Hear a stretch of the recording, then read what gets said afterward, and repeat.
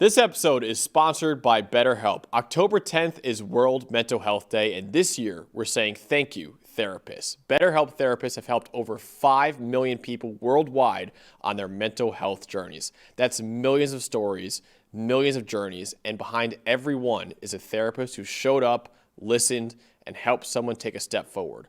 Moments in therapy, like the right question, a safe space to cry, or a small win, can change lives. This World Mental Health Day, BetterHelp is honoring those connections and the therapists who make them possible, while showing how easy it is to get guidance from a licensed therapist online with BetterHelp.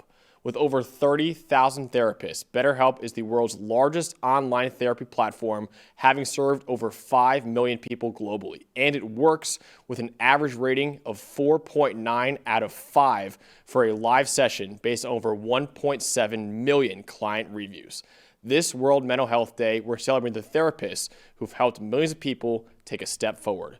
If you're ready to find the right therapist for you, BetterHelp can help you start that journey. Our listeners get 10% off their first month at betterhelp.com/PFF. That's betterhelp.com/PFF. All right, next up, major Big 12 game. Number 7, Texas Tech at Arizona State, 4 p.m. Eastern Time on Fox. It's the Big 12 favorite this year against the reigning champs in the Big 12 last year. Texas Tech has been easily the best team in the Big 12 this season. They're 7th in the latest AP poll, 8 spots higher than anyone else in the conference right now. Texas Tech also has minus 175 odds to win the Big 12 this year, according to DraftKings Sportsbook. The only school in the country with better odds to win their conference is Miami in the ACC, and that's only by barely. It's minus 180 for Miami right now. Texas Tech, again, is minus 175 to win the Big 12. Now Texas Tech goes on the road to take on the reigning Big 12 champion in Arizona State. The Sun Devils are 4-2 this year, coming off a 42-10 loss to Utah. But, of course, it should be noted, Sam Leavitt, the star quarterback for Arizona State, did not play in that game. He's questionable this week. We've got some breaking news right now, Dalton, though, that Sam Leavitt is taking first-team reps in practice right now, so that is great news for the Sun Devils. Texas Tech quarterback Baron Morton is also day-to-day right now because he hurt his right leg this past week against Kansas. So both teams have injuries to their starting quarterback right now that could be a major factor in this Saturday ball game. But Dalton, it's going to be an awesome ball game between, again, the Big 12 favorite this year and last year's champion. Yeah, I mean, interesting situation, especially with Leavitt, because he practiced all week last week, and then it seemed like, by Friday, all of a sudden he was doubtful and then out for the game, and really, and then you got Jeff Sims, who didn't stand too much of a chance against that Utah team the way they were playing on Saturday. But, no, it's interesting. I do think Texas Tech, between the two teams, if both of their starting quarterbacks were to miss this game, I would feel much better about Texas Tech and what we've seen from Will Hammond than what we've seen from Jeff Sims. So I think Arizona State, really, to have a shot in this game, to go out there at home and win this game, they need Sam Leavitt out there, right? They need him so badly because this defense, you need to be on your A-plus game against this defense, and we have yet to see a team. Kansas had a little bit of a stretch, probably a quarter and a half against this Texas Tech defense where you go, okay, wait a minute, they have a shot, and then they got shut right back down because of this pass rush. So you need everything you can get to beat Texas Tech right now. Arizona State desperately needs Sam Leavitt for this game. You have the Texas Tech offense against Arizona State's defense. What should we know when they have the ball? So a big part of the reason that I'd feel good about Texas Tech regardless, and I mentioned this last week against Kansas, they wound up putting a school record output as far as rushing goes, I believe, or at least most in a long time. This run game. I mean, the fact that, look, and we thought it might take a hit when we heard Quentin Joyner was out for the season before the season even started, but you look at what this run game has done with Jacoby Williams and Cameron Dickey, the star of the show last week in the backfield, and then the quarterbacks get involved a little bit in this too. I'll get in that in a second, but Texas Tech, just a summary of what their run game and how productive as it's been.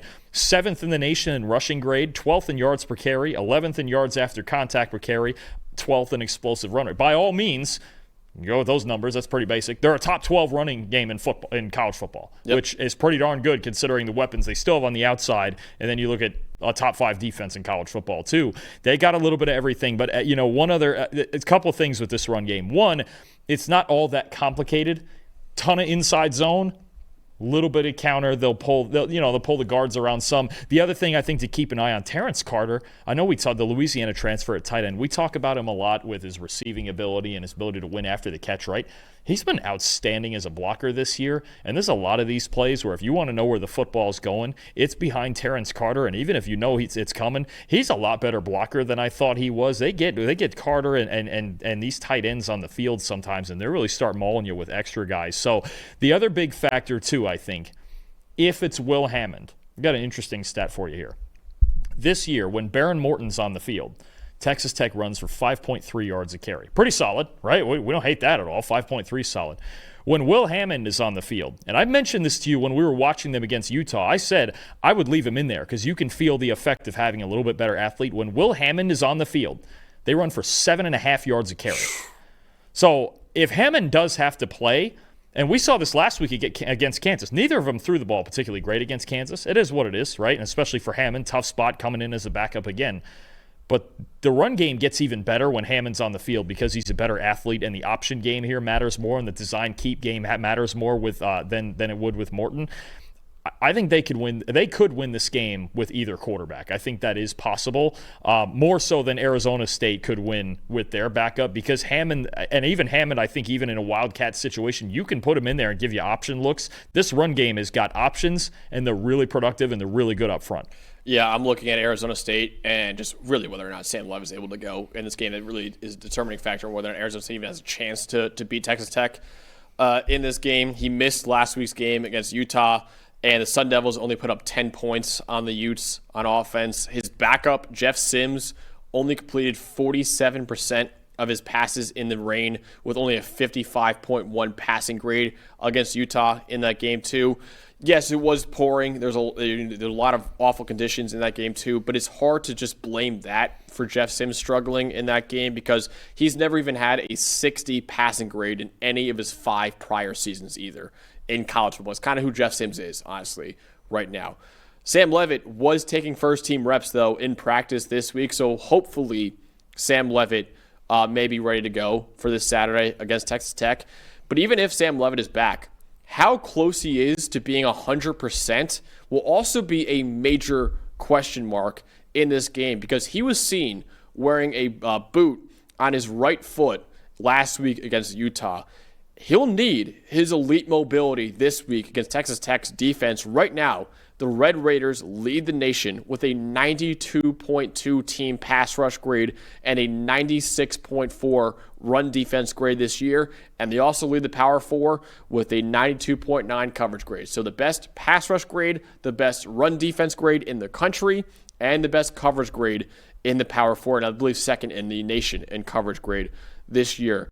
Sam Levitt has an 84.4 rushing grade against pressure this year. That's second among all quarterbacks in college football. So if you get pressure on Sam Levitt, you better bring him down or else he could scramble and run all over you. But if he's unable to scramble this game with the injury on his right foot, that's a major advantage for Texas Tech, who already has one of the best defenses in college football. So yes, the question is Sam Levitt ready to play in this game?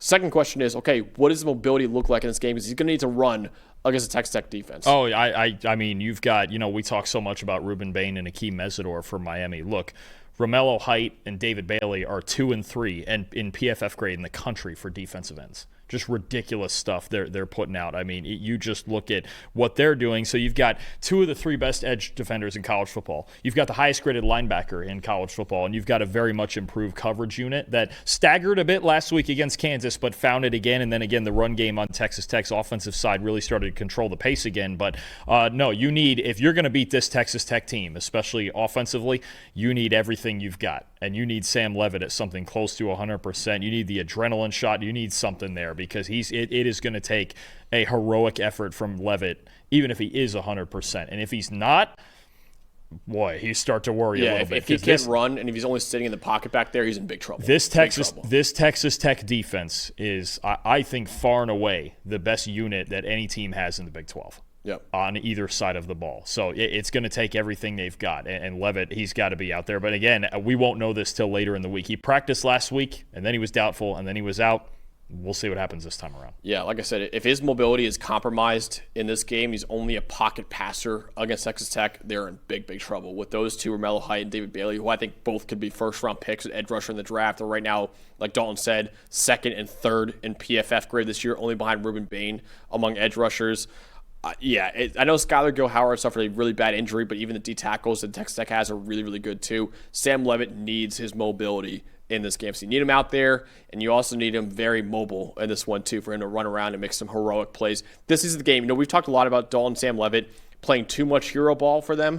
This is the game where he needs to play hero ball, I would say, for Arizona State. Gonna need it, and gonna need to find to control the pace of it a bit with Raleek Brown in their own running game. That's really where Arizona State has played their best football this year, is when they've gotten Brown going, when they've gotten Leavitt going as an option threat, and then the scrambling's also always good, and then you work to Jordan Tyson and the rest. But no, Arizona State, they've got a tall task on their hands. They sure do, and I think running the football is going to be big. And you mentioned it, the mobility. Well, you need to be a dynamite athlete to get away from David Bailey and Romello Height. That's for sure. Yeah. So we have Drake Holiday in the chat, who is, of course, a noted Arizona State fan. He's taking the Sun Devils to win this game, Dalton. Are you also taking Arizona State, or do you think Texas Tech continues their undefeated season? So I'm throwing this score out there, assuming Sam Leavitt plays. And it's still on the road, and Texas Tech has their own quarterback questions, right? And we talk about this run game. And look, Arizona State's run defense is very predicated on their linebackers, right? Jordan Crook, Keyshawn Elliott, Martell Hughes, those guys playing A-plus football. They will have to as well to win this game. But even with Sam Leavitt in there, I think Texas Tech is the better team, and I think this Arizona State offense, it's just a different animal playing against this Red Raiders unit. This defensive line, Jacob Rodriguez, you know me, he's one of my favorite players in the country. He just flies all over the place. And you talk about this, you talk about a guy chasing after Sam Leavitt, it's going to be Jacob Rodriguez, right? So assuming he's healthy and Leavitt's going, and honestly, it doesn't matter as much to me which quarterback goes for Texas Tech. I have faith in both of them. And if Hammond plays, I just expect more of the run game. I'm going to take Texas Tech 31-20. And if for any reason it is Jeff Sims, I have no idea how the Sun Devils will score. Yeah. I don't know how. They scored 10 points at Utah last week. I have no idea how they will score if Jeff Sims plays. If Leavitt plays, I'll go 31-20. It'll be wider than. It'll look more like last week against Utah. What was that, 42-10? Yeah. It'll look more like that if Sims is in there, if Leavitt misses this game. Yeah. I have Texas Tech winning this game as well, 34-17. Like I said, even if Sam Leavitt plays, it's unknown how effective his mobility will be in this one. The Red Raiders defense right now, I would argue, is at least a top 3 defense in the country. I think along with Miami and Ohio State right now, the Texas Tech is right up there with them too. They show why they're one of the elite units in the sport with another dominant showing against Arizona State in this game. So 34-17, I have Texas Tech taking down Arizona State in this one.